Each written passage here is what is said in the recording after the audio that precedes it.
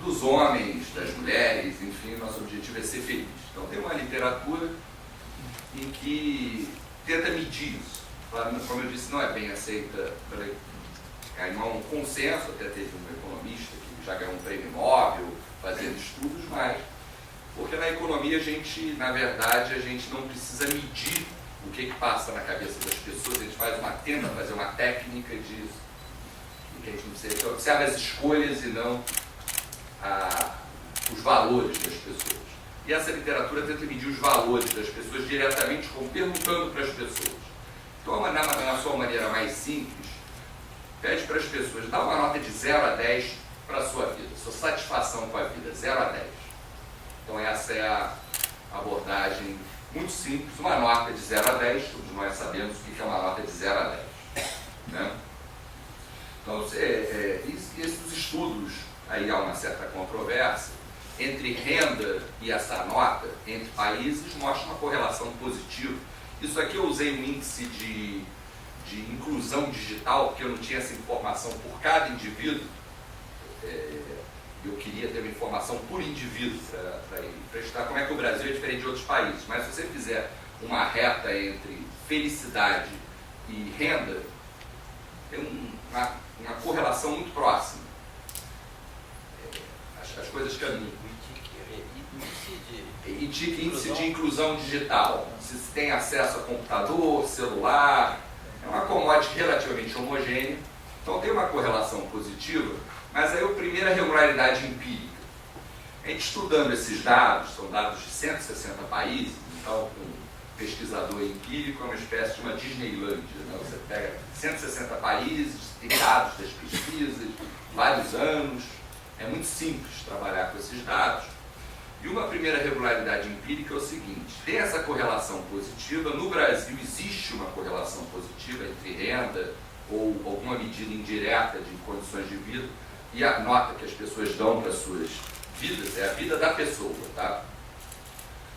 Mas não existe nenhum país do mundo, nessa amostra de 160 países, que é mais insensível a aumentos da qualidade de vida material do que o brasileiro. Existem outros países que são igualmente, estatisticamente iguais. E só tem países mais sensíveis. Ou seja, a primeira leitura que esses dados permitem é que o brasileiro é um povo pouco materialista. Nós somos felizes porque somos felizes, em larga medida, não porque a nossa vida... Isso acontece, mas é onde isso é menos forte. Tá? Então essa é a primeira leitura que esses dados trazem. É um fator cultural, quase. Existe a relação positiva, mas ela é mais tênue no Brasil do que em outros países. Tá? Então esse é o primeiro ponto. Se a gente olhar, vou ler, os números estão pequenos, se a gente olhar a série desde 2006, que é o primeiro número o primeiro vez que a pesquisa foi, a nota de 0 a 10 do brasileiro era 6,64, de 0 a 10 a média 6,6. Ela flutua um pouco ao longo do tempo, é 6,9 em 2012. Essa pesquisa foi feita, na verdade, em dezembro de 2012 e janeiro de 2013, ela entrou um pouco, foi no final do ano. E, na verdade, o Brasil, nesse período, era o 18º desses 160 países, em termos de felicidade, dessa nota de felicidade. Nós sabemos, somos brasileiros, sabemos que somos mais felizes do que temos dinheiro no bolso, etc. Somos 18º, infelizmente, estamos muito atrás disso em termos de IDH, em termos de renda, mas Então essa é uma... E se a gente olhar os países europeus, eu estava falando de Portugal, etc., Portugal teve uma queda nesse período de 10 pontos de porcentagem, nesse período de crise. A Itália teve uma queda de 9, a Grécia teve uma queda de 14, e o Brasil, que está errado na verdade, teve um aumento de 5%, que já era uma nota que já era alta. O nosso nível de felicidade reportado é maior do que todos esses países europeus em crise, com exceção da Irlanda. A Espanha também tem uma nota menor do que o Brasil. Se a gente buscar outros países, eu acho que eu tenho aqui, comparar em relação aos BRICS, por exemplo. em relação aos países dos BRICS. A nossa nota, 6,93, era pelo menos um ponto acima de qualquer outro BRIC. São países que estão crescendo. Na verdade, o que os estudos empíricos mostram é que o nível de renda, como eu mostrei, é relacionado com a felicidade. A taxa de crescimento, não. Talvez porque crescer é um negócio meio duro, né? Você tem que trabalhar, você tem que estudar, você tem que postergar a felicidade para o futuro, né? É custoso, tal como na fábula da cigarra e da formiga, né? Se a gente olhar para outros países latinos, os chamados G4 latino-americanos, os países mais prósperos da América Latina em termos de crescimento, a gente encontra algo mais parecido e somos até superados pelo México, que é o 7º do mundo, etc. Tem um fator cultural latino-americano. É uma questão cultural. Se a gente for para países até aqui representados pela Rússia, mas países do leste europeu, as pessoas reportam uma felicidade baixa. Talvez seja o clima, um pouco da cultura. Obviamente, o que é interessante é que é o mesmo questionário perguntado para a população de vários países. O que o Brasil se destaca? Então, em abril de 2013, a nota média, só para já ter um dado aqui logo antes das manifestações, 6,81, ou seja, a nota caiu um pouco, mas não muito. Mas em abril de 2013, isso é uma pesquisa feita pelo Império, usando o mesmo questionário, uma amostra de 3.800 pessoas, etc., para ter vamos dizer, um pouco a sério. Aí, agora, tem uma coisa que o Brasil especialmente se destaca muito, que é, quando você pergunta para ele, pergunta para o brasileiro, dá uma nota de 0 a 10 para a sua satisfação com a vida em 5 anos. 5 anos à frente. Você pergunta, dá uma nota para a sua vida daqui a 5 anos. E se a gente olhar ali o mapa, a gente vai ver que o Brasil está no mesmo grupo dos Estados Unidos, Canadá, Austrália, Nova Zelândia, alguns países europeus. Então o Brasil tem... E, na verdade, quando a gente olha para o dado, o Brasil, na verdade, é o campeão mundial de felicidade futura. Não tem nenhum país do mundo que as pessoas dão uma nota tão alta para a sua vida quanto aqui no Brasil. Tá? E, na verdade, quando a gente olha para toda a série dos dados, a gente olhou isso para 7 anos consecutivos, o Brasil é heptacampeão mundial de felicidade futura. Todas as vezes deu uma nota que não foi alcançada por nenhum outro país. No último ano, 0 a 10, a média é 8,72. Então essa é a média brasileira, 8,7. Em 2012, que é dezembro de 2012 e janeiro de 2013. Uma média desses 2 anos. Então, para mim, quando o Sway escreveu aquele livro, O País do Futuro, eu acho que ele leu alguma coisa da nossa personalidade, escreveu isso há 71 anos atrás, e ele fala lá no livro dele sobre otimismo, fala da empregada dele, que era muito pobre, ficava juntando latas e cantando o dia inteiro, né? Da onde que uma pessoa tão pobre pode ser tão feliz? Então eu acho, confesso aos senhores que eu nunca tive a oportunidade de ver uma realidade empírica tão consistente. Pensem só, o que é ganhar na Sena? Ganhar na Sena, eu tenho que acertar 6 algarismos em 60. 60 números, tem que 6 números em 60, a sequência. Aqui são 7 em 160 países. Ou seja, isso é mais ou menos a probabilidade disso acontecer, 1 sobre 10 a 13, é uma coisa assim de trilhão. Ou seja, não é coincidência, é uma questão, o brasileiro ele é otimista. Ou alguma outra coisa, eu acho que é otimista. Eu acho que seja.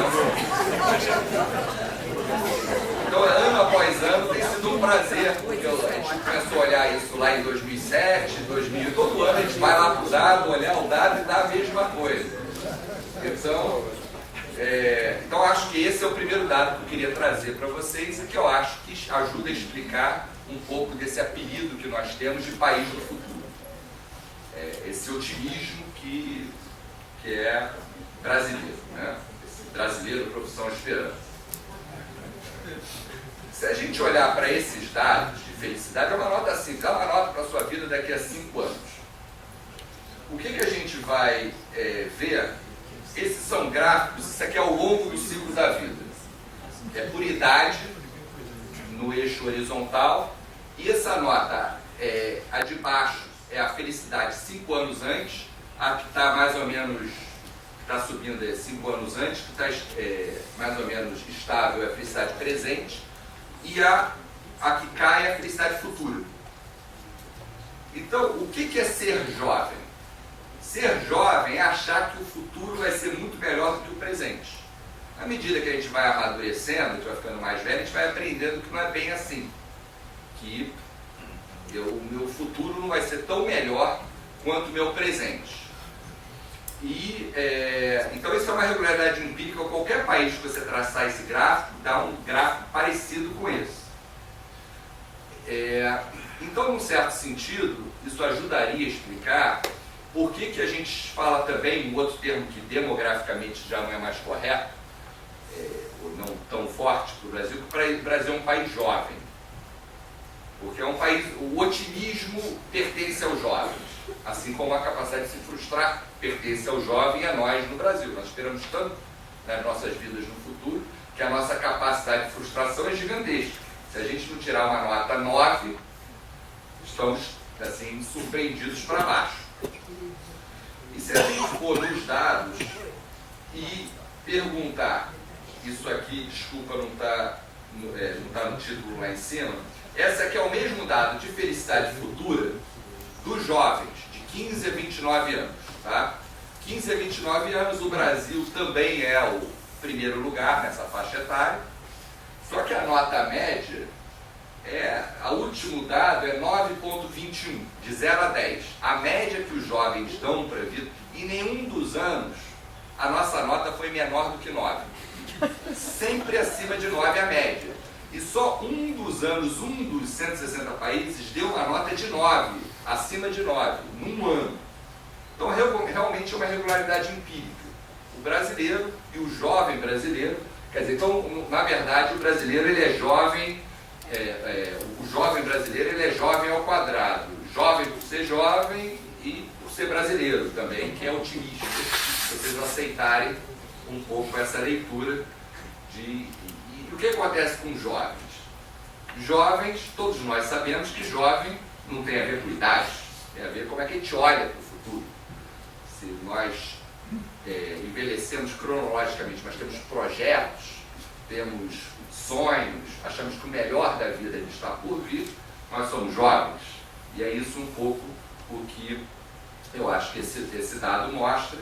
Então esse é o segundo, quer dizer, são dois termos usados com frequência no Brasil: país do futuro e país jovem. Não é exatamente o país do futuro, é o povo do futuro, é o povo que acredita no futuro. Né? Qual o problema do Brasil, no meu entender? O problema do Brasil é quando você pede para avaliar o país. Dá uma nota para o país de 0 a 10 daqui a 5 anos, que é o gráfico de baixo. Você vai ver que a nota é muito pior. Então o brasileiro dá uma nota alta para a sua vida. Agora, quando pede para avaliar o país, a nota é 2 pontos abaixo e é bastante constante. Isso veio de uma pesquisa que a gente fez no IPEA, porque essa nota de felicidade geral da nação, de 6,8 no futuro, o Gallup não faz mais. Mas ele fez em 2006 e era 6,8, ou seja, uma boa regularidade empírica. A nota, é impressionante como as notas que o brasileiro dá em anos diferentes são muito parecidas. E a felicidade individual é 8,4, 8,46 nesse geral da nação. Então, a minha interpretação para aqueles problemas coletivos, porque isso, na verdade, é uma impossibilidade matemática. Nem todos podem estar acima da média. E nós aqui no Brasil, quer dizer, você pergunta para o Brasil, como é que vai a sua vida? Ele fala, minha vida está ótima. Como é que vai a vida do país? A vida do país está ruim. Todos não podem responder isso porque a conta não fecha. Então eu acho que isso ajuda a entender um pouco aqueles problemas coletivos. O nosso problema está em enxergar a totalidade do país. Nós enxergamos a nossa vida com otimismo. Isso não é uma qualidade, é um atributo. Isso, por exemplo, ajuda a explicar por que a taxa de poupança no Brasil é 1/4 da chinesa, por que poupamos pouco as nossas famílias, por que investimos pouco em educação. Na verdade, para que eu preciso investir em educação, preciso poupar se eu já sei que vou ser feliz no futuro, se eu espero esse nível de felicidade.